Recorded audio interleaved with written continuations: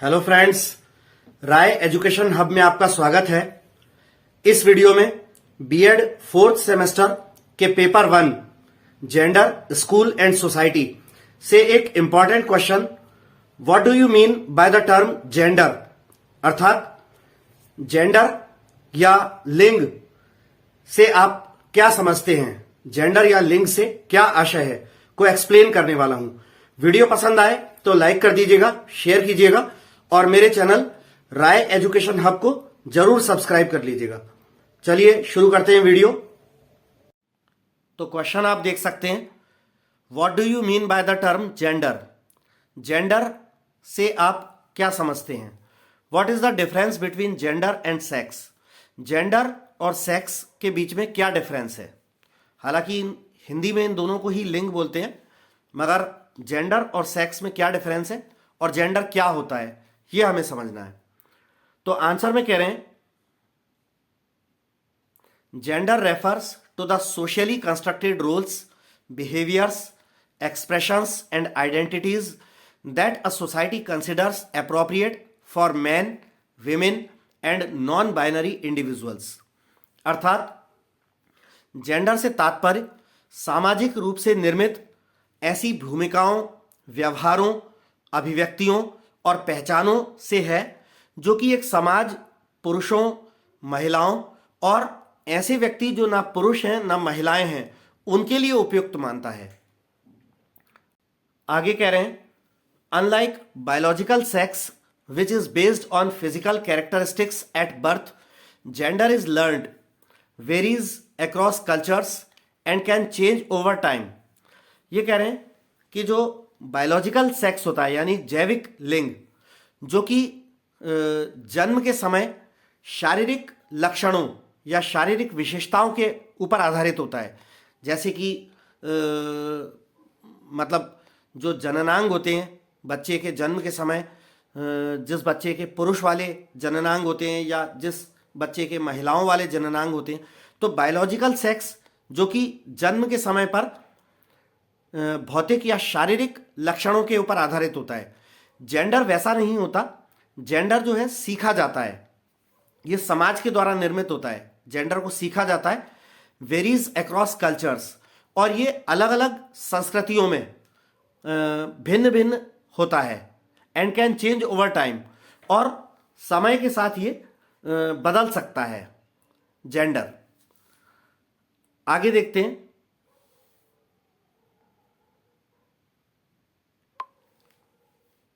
आगे कह रहे हैं की कैरेक्टरिस्टिक्स ऑफ जेंडर, जेंडर की प्रमुख विशेषताएं।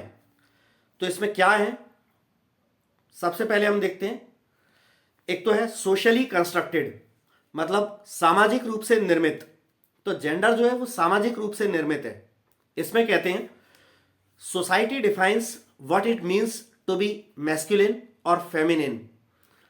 समाज ये परिभाषित करता है, समाज ये निर्धारित करता है कि मैस्कुलिन यानी पुल्लिंग क्या होता है और फेमिनिन यानी स्त्रीलिंग क्या होता है, ये समाज तय करता है। उदाहरण के तौर पर पूरी दुनिया में जैसा कि आप जानते हैं कि पुरुष प्रधान समाज है। समाज ऐसा मानता है कि कई सारे काम ऐसा मानता है कि ये सिर्फ महिलाओं के लिए हैं और कई सारे काम ऐसा मानता है कि ये पुरुषों के लिए। जैसे पूरी दुनिया में ज़्यादातर संस्कृतियों में ऐसा माना जाता है कि घर के अंदर रहना, खाना बनाना, घर के कामकाज करना, बच्चों की परवरिश करना, ये सारे काम महिलाओं को करना चाहिए। ऐसे पूरी दुनिया में ज़्यादातर संस्कृतियों में ऐसा मानना है। और घर से बाहर जाकर नौकरी करना, व्यापार करना, खेती बाड़ी करना, मेहनत मशक्क़त करके पैसा कमाना, ये पुरुषों का काम है। ऐसा ज़्यादातर दुनिया की ज़्यादातर संस्कृतियों में ऐसा समाज का मानना है। तो समाज ऐसा तय करता है कि पुल्लिंग क्या है और स्त्रीलिंग क्या है। तो जेंडर जो है वो सामाजिक रूप से निर्मित है। एक इसकी प्रमुख विशेषताओं में ये आता है। इसके आगे है दूसरी विशेषता, लर्न्ड बिहेवियर। ये एक सीखा हुआ व्यवहार है, सीखा जाने वाला सीखा हुआ व्यवहार है। जैसे इसमें आगे करें, children learn gender roles through socialisation at home, school and via media. बच्चे जेंडर की भूमिकाओं को स्कूल में, घर पर समाजीकरण के माध्यम से सीखते हैं और मीडिया के माध्यम से बच्चे सीखते हैं जेंडर की रोल्स क्या हैं, जेंडर रोल्स क्या हैं। ये बच्चे घर पर सीखते हैं, स्कूल में सीखते हैं और मीडिया के थ्रू सीखते हैं। जैसे उदाहरण के तौर पर स्कूल का ही अगर हम उदाहरण ले लें, स्कूल में यदि कोई कार्यक्रम है, शिक्षक लोग उसमें छात्रों से भी कुछ काम करवा रहे हैं, तो आमतौर पे जो भारी भरकम या मेहनत मशक्कत के काम है, टेबल कुर्सियां उठाना, तो बॉयज़ को कह देंगे कि चलो बॉयज़ आप एक काम करो कि वहाँ से वो टेबल उठा के ले आओ, यहाँ रख दो, ये कुर्सियां ले जाओ वहाँ रख दो। और ऐसे कुछ सॉफ्ट और डेलिकेट से जो काम है, सजावट के, डेकोरेशन के, रंगोली वगैरह बनाना, तो गर्ल्स को कह देते हैं कि गर्ल्स आप ये बना दीजिए। तो स्कूल में भी बच्चे ऐसा सीखते हैं कि जेंडर रोल्स क्या हैं। तो मतलब ऐसा समाज ने बना रखा है कि क्या काम स्त्रियों को करने चाहिए और क्या काम पुरुषों को करने चाहिए। तो जेंडर जो है वो एक सीखा जाने वाला व्यवहार है जिसको कि बच्चे घर पर, स्कूल में या मीडिया के थ्रू समाजीकरण के माध्यम से सीखते हैं। आगे थर्ड की कैरेक्टरिस्टिक्स में जो थर्ड है वो है डायनेमिक, यानी गतिशील। तो इसमें कह रहे हैं gender roles can change over time. Example में ब्रैकेट में कह रहे हैं women in top leadership roles now compared to 50 years ago. तो जेंडर डायनेमिक होता है, मतलब गतिशील या परिवर्तनशील होता है। जेंडर की भूमिकाएं जो हैं वो समय के साथ बदल सकती हैं। उदाहरण के तौर पर कह रहे हैं कि टॉप लीडरशिप में महिलाओं की जो भूमिकाएं हैं, यानी आज के समय में उच्च नेतृत्व में किसी भी फील्ड में, चाहे वो राजनीति हो, चाहे स्पोर्ट्स की दुनिया हो, चाहे साइंटिफिक वर्ल्ड हो, कहीं पे भी टॉप लीडरशिप में आज जो महिलाओं की भूमिकाएं हैं उसको अगर हम 50 साल पहले से कंपेयर करें तो 50 साल पहले ऐसा सिनेरियो, ऐसा परिदृश्य नहीं था। महिलाएं ज़्यादातर घरों में रहती थी और इतनी ज़्यादा एडवांस्ड नहीं थी जितने आज हैं। तो 50 साल पहले जिन कामों को सिर्फ पुरुषों के लिए माना जाता था, 50 साल पहले सेना में महिलाएं नहीं मिलती थी। ये माना जाता था कि लड़ना भिड़ना और शस्त्र उठाना, शस्त्र चलाना तो सिर्फ पुरुषों का ही काम है। मगर आज सेना की लगभग हर विंग में हमको महिलाएं भी मिलती हैं। तो जेंडर डायनेमिक होता है, वो समय के साथ बदल सकता है। आगे देखते हैं वेरिड, यानी विभिन्न, भिन्न भिन्न प्रकार का हो सकता है जेंडर। इसमें कह रहे हैं roles differ from culture to culture. अलग अलग संस्कृतियों में जेंडर की जो भूमिकाएं हैं वो विभिन्न हो सकती हैं।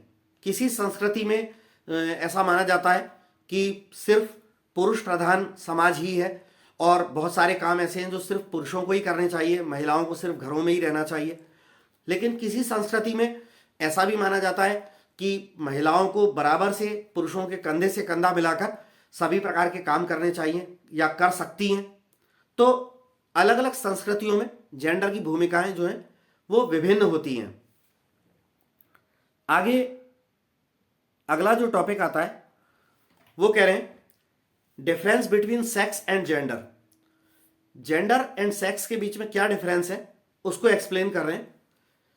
Sex refers to biological differences, bracket में कह रहे हैं एग्जांपल क्रोमोसोम्स, रिप्रोडक्टिव ऑर्गन्स।